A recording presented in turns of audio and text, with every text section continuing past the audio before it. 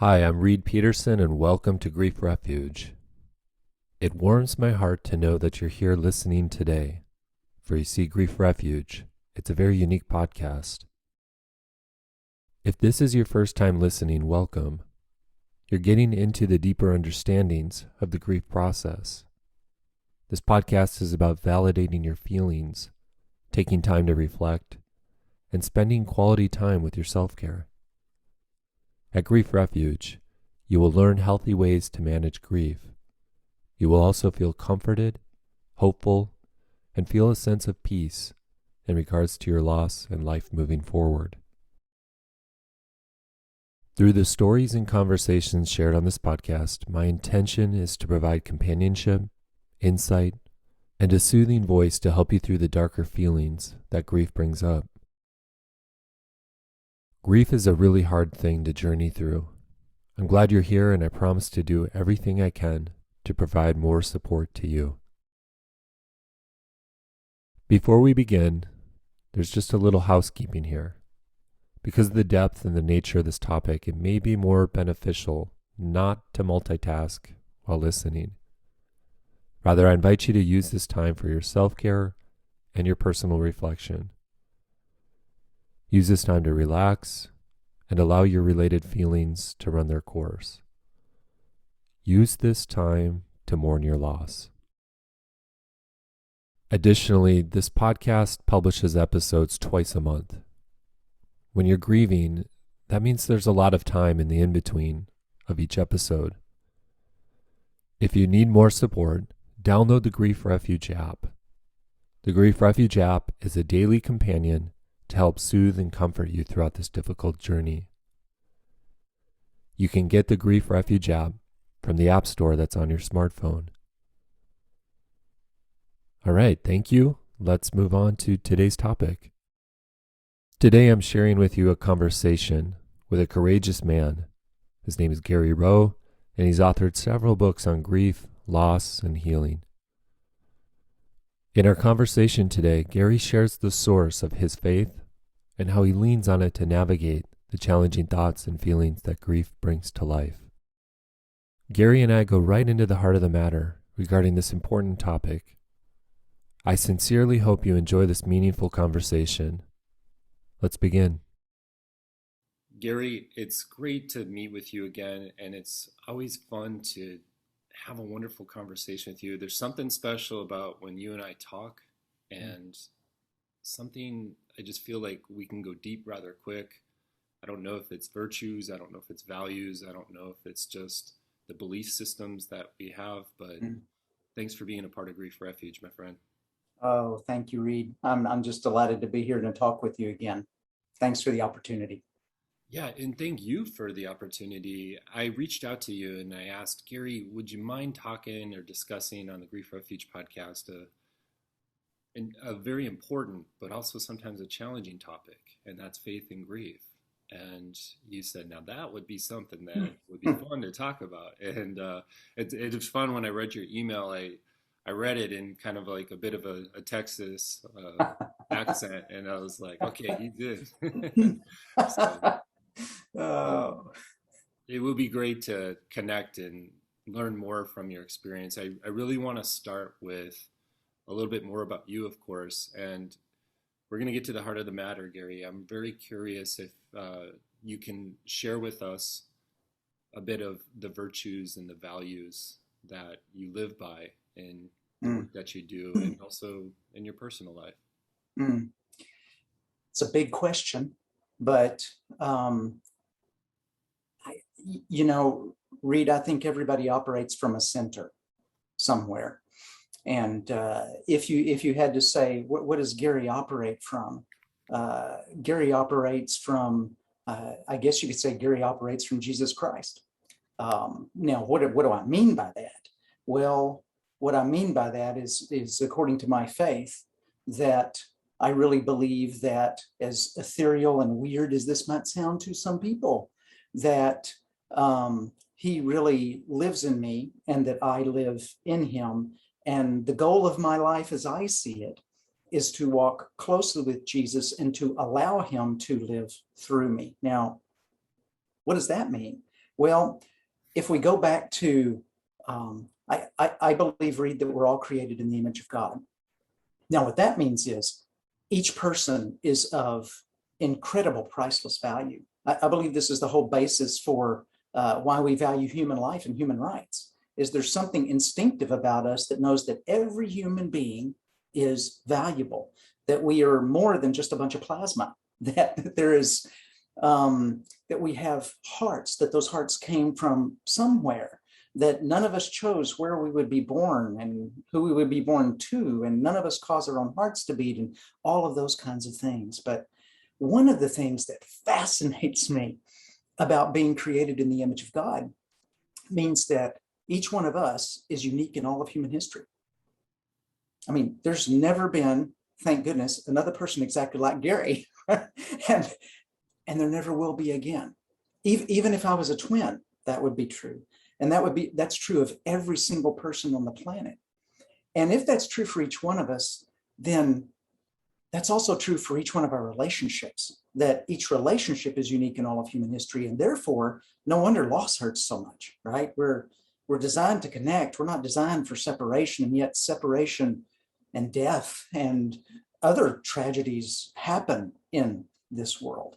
So I come from, I guess, the center of Jesus Christ being the center of everything. And what that means is that my task is to, I guess you could say, what did Jesus do when he was here with us? Well, he met people where they were and loved them where they were at.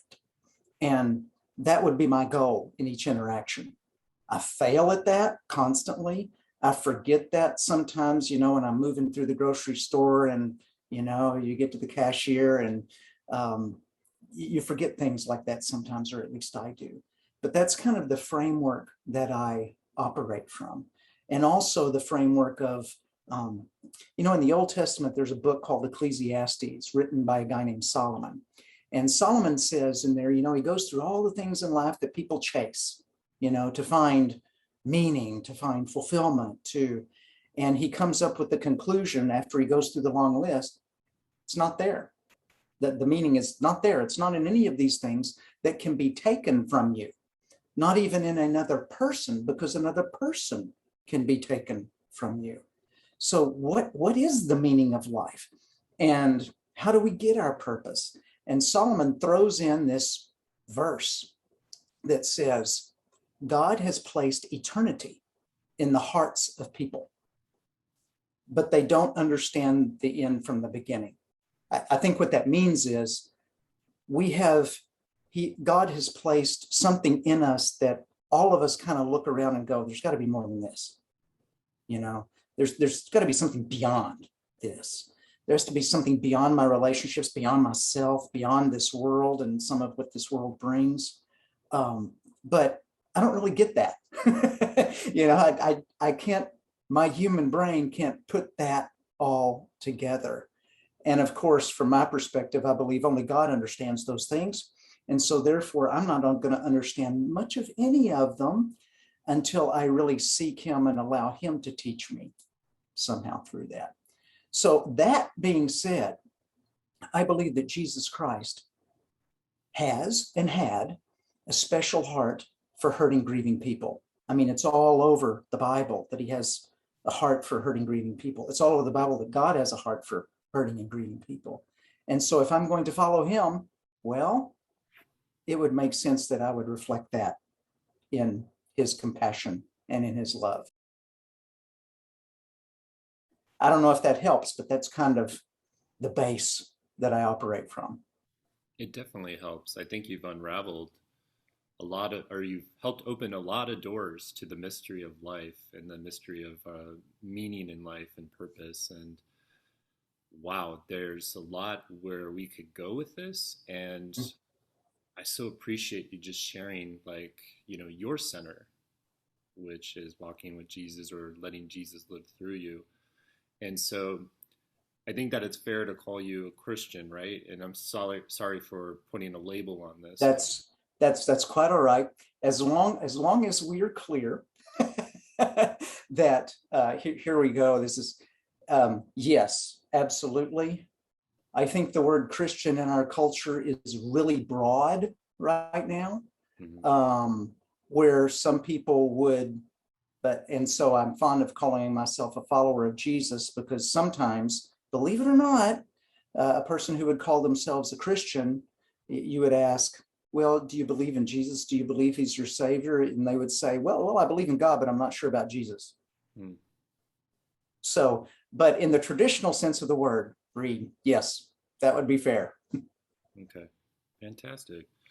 Well, I guess you mentioned some things that both Jesus and both God have a heart for grieving people. And so I think I'm going to start there with you. And tying into to you and your makeup, Gary, I'm very curious, like, has the Christian faith and the Christian religion always been there in your upbringing? Good question, Reid. Culturally, yes.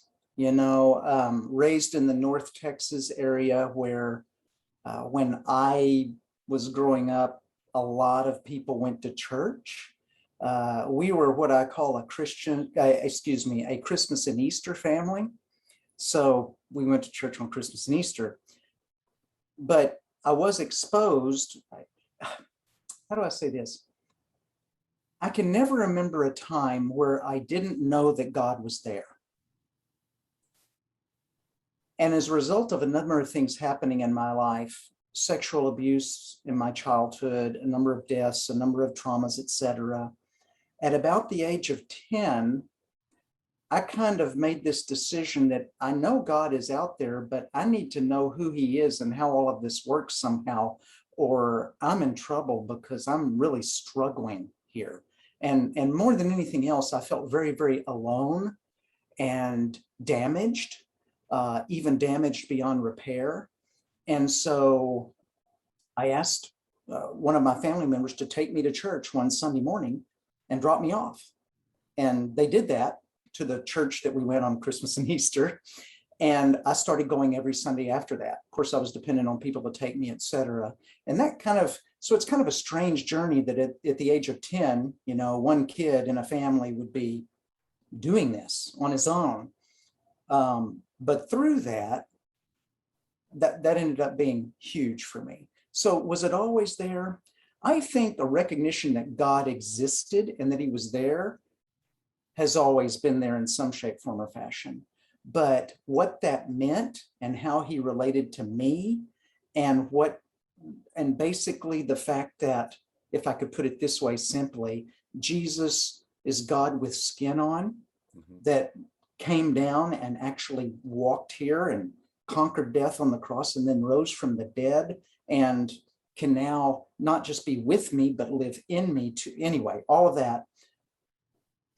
And I think that was huge for getting me through my teen years. I think that was massive, even though I was still a teen, if you know what I mean. I was still shutting that off right and left. But one of the things that I'm convinced about God, Reid, is that he pursues people. He pursues all of us. He's knocking on our door all the time. We may not hear it because I have no other explanation of how I would be going this way in my life as a teen. And then something would happen. And it was just like God would direct me back over here. And then I'd start going in this direction. Then something else would happen. And it was, I could not have made those decisions on my own. I know that teens don't make those kind of decisions on their own. And so I became convinced that Jesus Christ really was and is my closest companion and my best friend. And the incredible freedom of knowing that being a Christian and walking with Jesus Christ is not about having a comfortable, smooth existence. We all live on the same planet, and we all experience losses. And people have this idea that if I come to know God, if I come to know Jesus, if I get this right, that somehow that's going to be a magic pill that solves all this. But the reality is we're still going to face trials, tribulations, losses, fear, anxiety, depression, grief, The difference is there's someone who knows this road very well that's walking with me in it. That's when nobody else is there, right? When everybody else disappoints, when even the books don't communicate the way you would like for them to. Or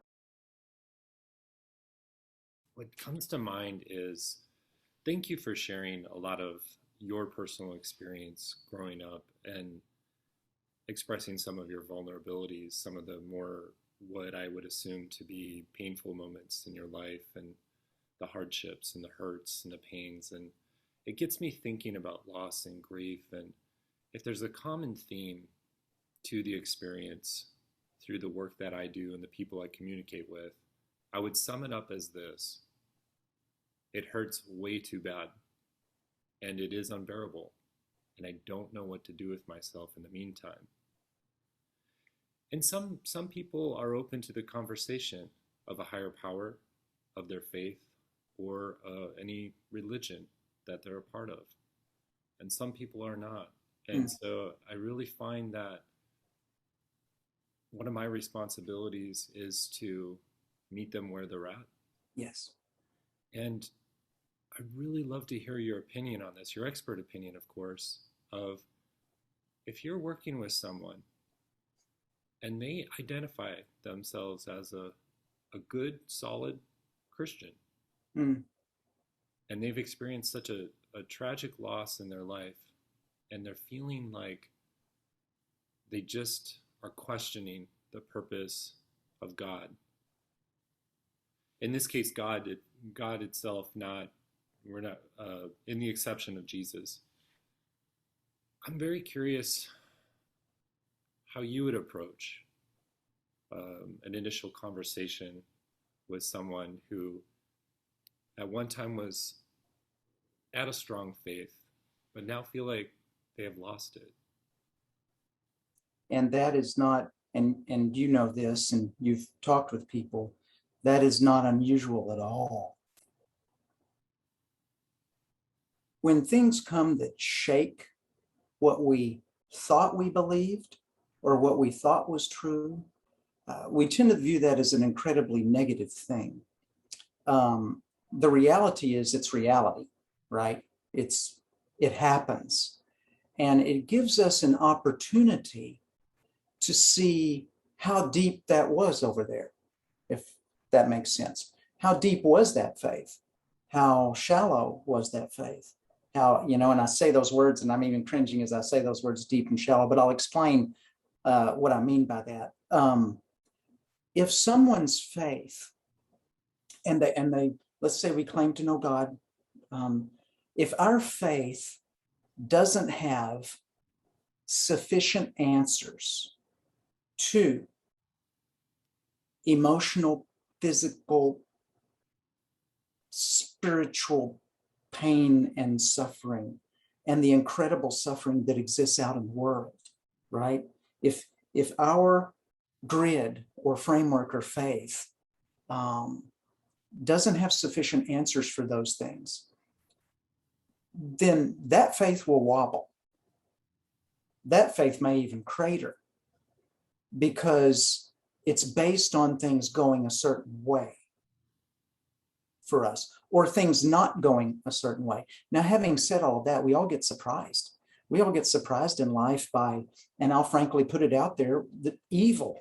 There are some things that happen in our world that it's like, we can say, I can't believe a human being can do that, or whatever we want to say. We can look at our past history as human beings and point out things in history that we say, that was worse than bad. There was something operating on a whole nother level there. So here we're into that quandary of the whole thing of the problem of, is God good but evil existing and everything in between. Now, having said that, I'm with you. My goal is to meet people where they are in their stuff as much as possible. And so if someone says, well, I had a faith once and it looked like this, and now I feel like that's gone because this happened. Or what I hear a lot is, what's really interesting to me is that there are a lot of people that go from believing in God to saying that they're atheist.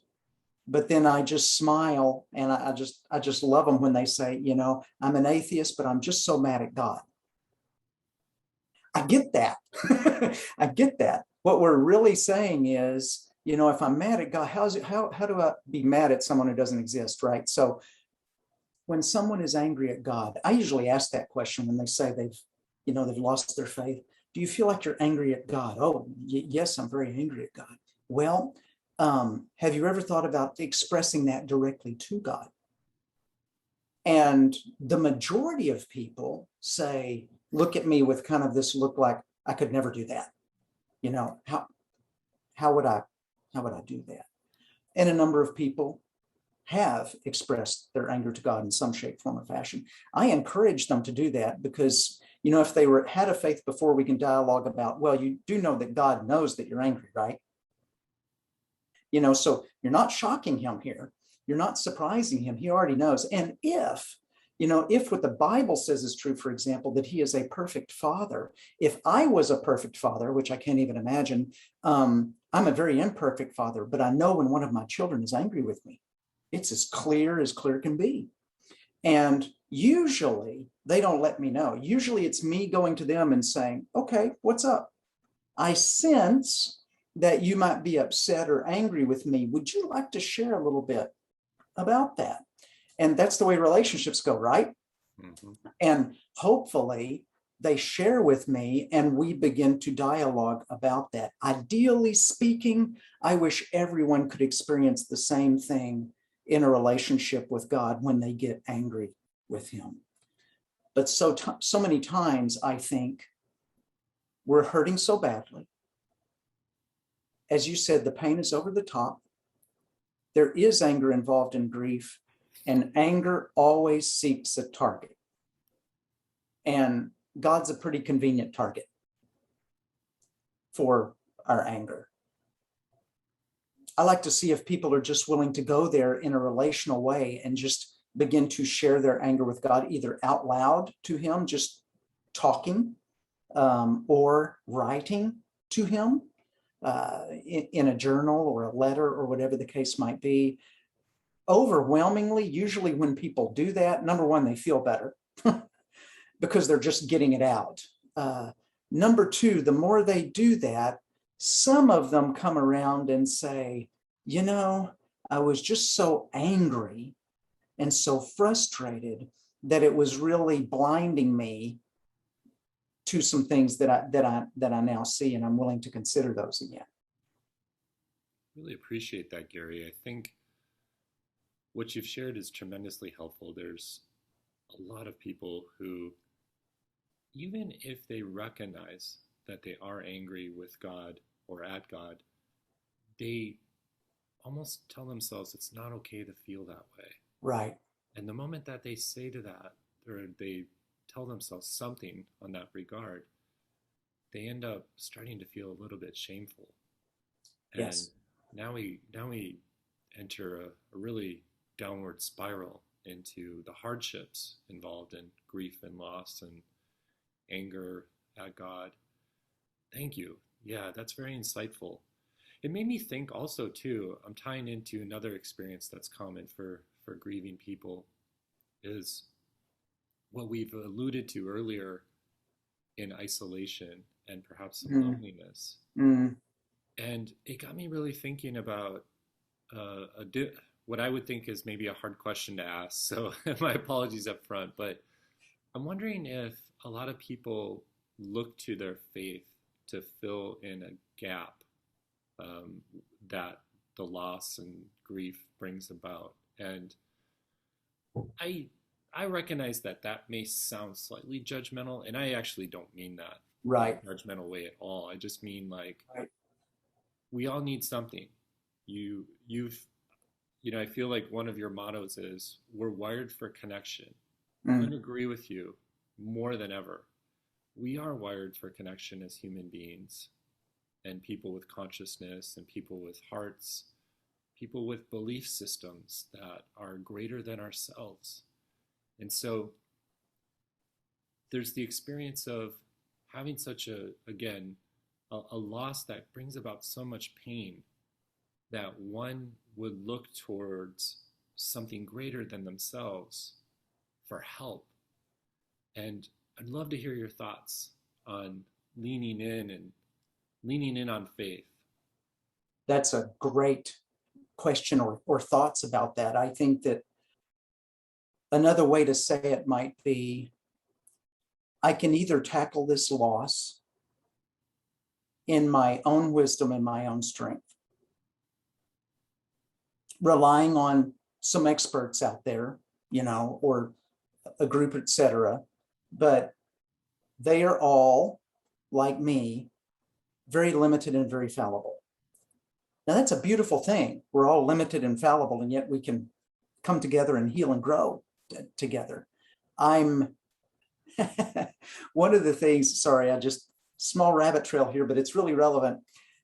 As a pastor, one of the things that people would say to me that I would go, really, is, well, I'm doing okay, I'm really struggling, but God never gives me anything that I can't handle. And I think, wow, that's cool. So you don't need God. And they're stunned for a minute, and they look at me, and I said, for me, I'll just share for me, God routinely gives me things that I cannot handle, so that I will trust him, and so that I will trust some of the people around me that he puts in my life for their wisdom, for their kindness, compassion, rather than trusting in my own very limited abilities to kind of slog my way through this. I also think that if we, back to that verse, God has placed eternity in the hearts of men. I think it's very evident that we come out of the womb longing for certain things, because every human being longs for them.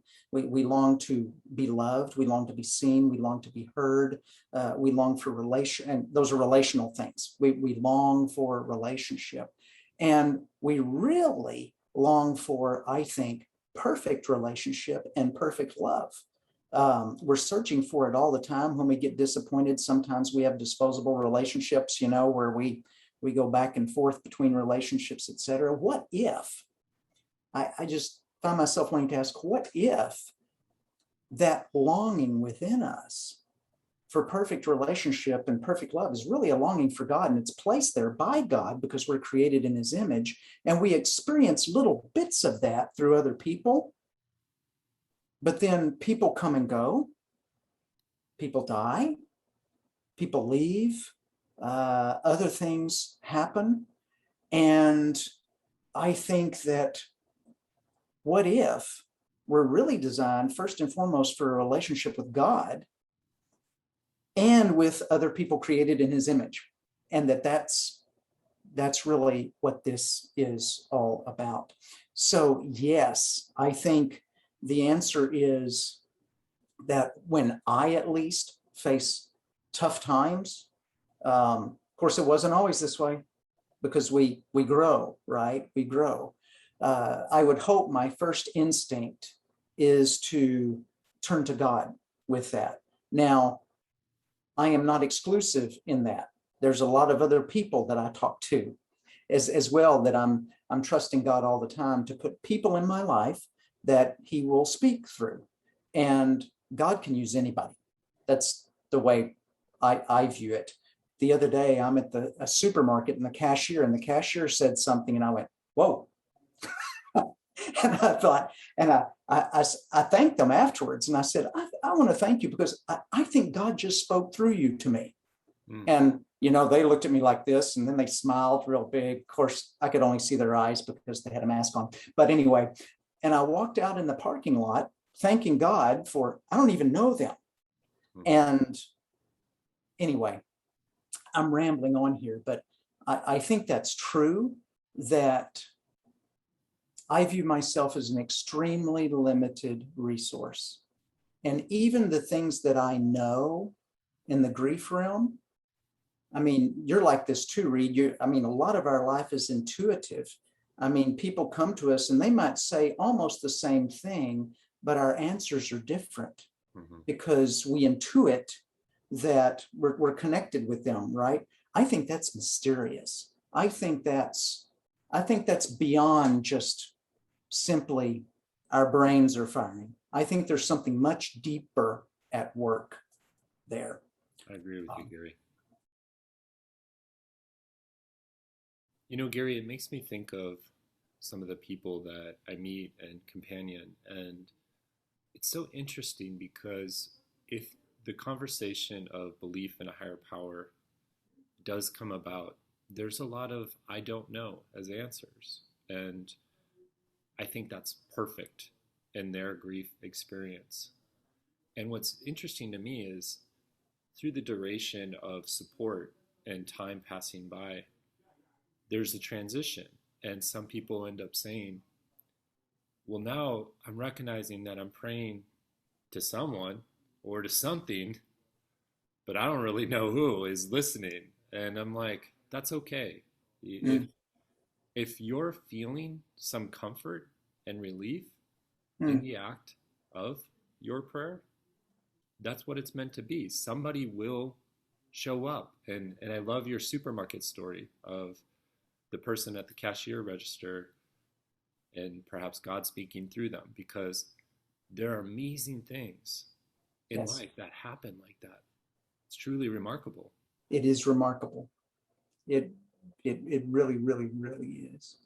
And I think, drawing on the words of Jesus here, he says, um, seek and you will find, knock and the door will be opened to you. I think that's key. I if we're created in the image of God, that means we have a will, we have volition, and I believe God never, God respects the decisions that we make because He didn't create us to be robots. So even though He's initiating with us, He waits for us to seek Him too. And so often in the grief process, and I know you put it very well, higher power, I don't know. Early in the grief process, I don't know is the answer to almost everything, Mm-hmm. right? And so, of course, with these deeper things, the answer is going to be, I don't know, unless we've got a really firm faith beforehand. And even then, now parts of that might be, I don't know about that anymore, or I don't know about this. But as we go through the grief process, there are less I don't knows as we work through that. But at first, we're living in a new world where, I mean, how confusing is this? Everything looks the same, but nothing's the same. Mm-hmm. That's confusing and disorienting and surreal, and no wonder we don't know. And it is okay that we don't know, like you said. It's always okay to own up to reality, I think, which is, I just don't know right now. Yeah, and also in faith, I think that a lot of people think, coming back to what I spoke to earlier, is like if if I have doubts or if I have questions, I'm, you know, it's easy to label yourself. I'm a bad Christian, or I'm a bad Muslim, or I'm a bad whatever faith I practice or believe in. And it's so interesting how so much loss and so much change in the grief process makes people think that they're, the struggle is not okay somehow. The strength has to be there. The weakness is just Yes, not right. yes. I'm fond of saying to people who are open to me saying this to them and invite me to say this is that, Jesus gets it. And they'll look at me for a minute, and I said, let's go through this for a minute. Was Jesus rejected by people He counted on? Was He falsely accused of things that He didn't do? Was He abandoned and even denied that they knew Him by some of the people that were closest to Him? Did He suffer from mental anguish from time to time? When you go through all the pain that Jesus endured, and I'll just put it this way, He's one of a kind. I mean, we're all one of a kind, yes, But I mean, Jesus was on another level, one of a kind. So there was a loneliness that he walked with. He knows all about loneliness. He knows all about pain. He knows all about grief. He knows all about suffering. He knows all about being rejected. He knows all about dying. He knows about these things, not just intellectually, the way you and I have experienced some things, but other things we don't know intellectually. He knows it because he's experienced it. And sometimes it's easy from a Christian point of view to view God as, he's up there, right? Sometimes I think that's why Jesus is so important. If he's really God with skin on, then he's not up there. I mean, he's everywhere, obviously, but he gets it. He feels our grief because he has that capacity because he's God. But not only that, he's been through it and he's experienced all of those things too. He really gets it. That's what makes him such a good companion. I know that for anybody who's talking with someone, right, and you're talking about pain and you look in the person's eyes and they don't get it, well, that's pretty much the end of that conversation, isn't it? Pretty much. Yeah. Well, I tell you what, Gary, this has been a very important, meaningful, and lovely conversation. I'm walking away from this experience with perhaps a lot more to ponder. I noticed that that's quite common in my life with topics and conversations involved with grief. So much more to ponder. That's why I love the work that I do. Yes. One of the many reasons why I love the work that I do. But I want to thank you I deeply want to thank you from my heart for having just an excellent conversation about faith and belief and even Christianity, because that's what you know best, and that's where you live by your virtues. And so thank you for opening up and sharing your experience and your wisdom. It's always a pleasure, Gary. Oh, thank you, Reid. It's an honor, and it's just so wonderful for me to know that nobody is beyond repair here. No one. Everyone can heal and grow. A special thanks to Gary and a special thanks to you for listening. Gary's writings and speaking schedule can all be accessed from his website, which is GaryRoe.com, and that's spelled GaryRoe.com. I'm deeply grateful for your trust in Grief Refuge and our mission. Our mission is to help the grieving find peace and purpose after loss. Honoring grief is important work, and although sometimes painful, it's worth your time and attention for healing your heart, your mind, and your soul.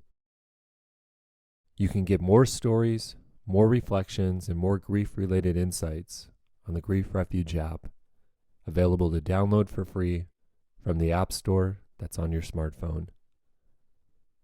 Thank you, take care, keep honoring your grief, be kind to yourself, and talk to you soon.